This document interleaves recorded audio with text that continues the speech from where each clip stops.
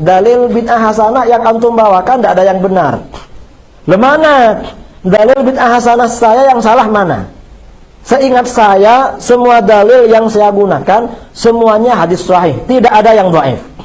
Coba, kalau kamu bisa membuktikan satu dalil yang keliru dan saya salah semua, saya ikut kamu. Tapi kalau kamu yang salah, kamu harus ikut saya.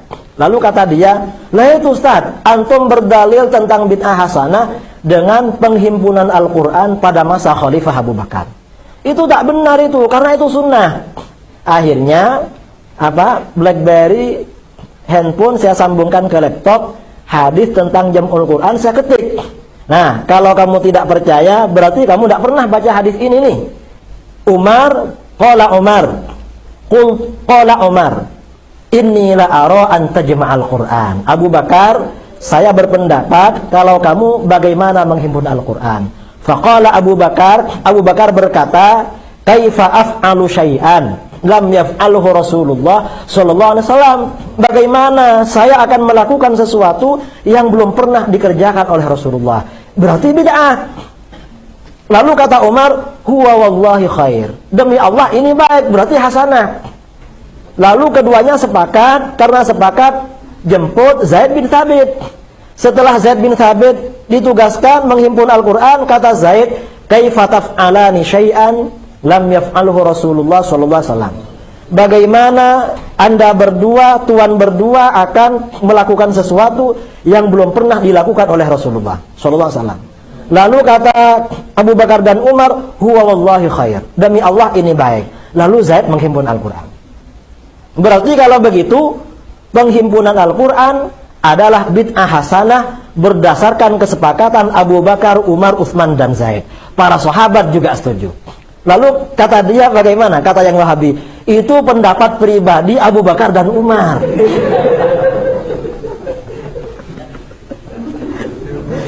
Lah terus, ya daripada ikut pendapat kamu, saya lebih baik ikut pendapat pribadi Abu Bakar dan Umar.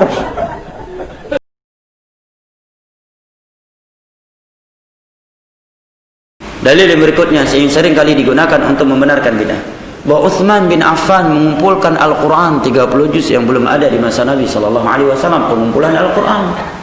Ya, tidak ada yang mengingkari ya. Maka jawabannya, bahwa menyatakan tidak ada pengumpulan Al-Quran di masa Nabi ini adalah kedustaan terhadap sejarah Islam.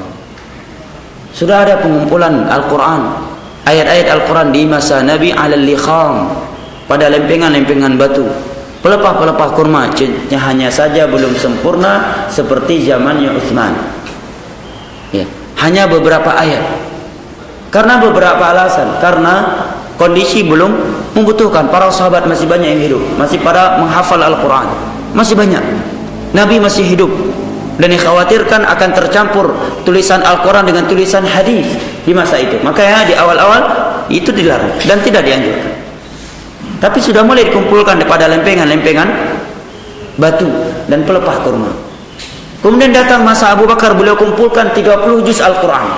Setelah terbunuhnya 70 ulama Al-Quran para sahabat Nabi di peperangan melawan Musailamah Al-Kadzab, maka Umar datang kepada Abu Bakar, wahai Abu Bakar, 70 ulama Al-Quran sudah meninggal di perang Yamamah melawan Musailamah Al-Kadzab.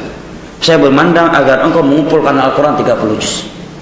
Tetapi masih boleh dibaca dengan salah satu dari 7 bacaan Al-Quran yang Allah sebutkan, sab'un mathani wal Qur'anil azim. 7 lahjat, karena Al-Quran turun dengan 7 logat bahasa Arab di masa itu.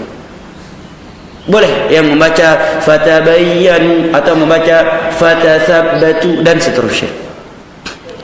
Selama dari 7 logat itu yang semuanya telah turun kepada Nabi dengan 7 logat itu. Datang di masa Utsman, beliau melihat manusia ini berpecah belah dengan banyaknya bacaan dari 7 bacaan tadi. Ya. Maka ada yang memberi pendapat kepada Utsman agar di Al-Quran ini dijadikan satu bacaan saja dengan bahasa Quraisy saja, karena Arab di masa itu kan bukan Quraisy saja. Al-Quran turun kebanyakannya dengan logatnya Quraisy, ya, terkadang juga turun dengan selain logatnya Quraisy, Bani Hashim.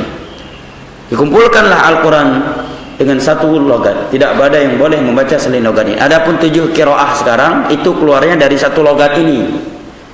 Jelas ya? Nah, ini jawaban yang pertama. Kedua, Utsman tidak mendatangkan hal yang baru. Beliau tidak menambahkan ayat yang belum pernah turun kepada Nabi. Beliau tidak pernah menggeser posisi satu surat dari posisi yang telah ada di masanya Nabi. Tidak menambah-nambah, tidak mengurangi.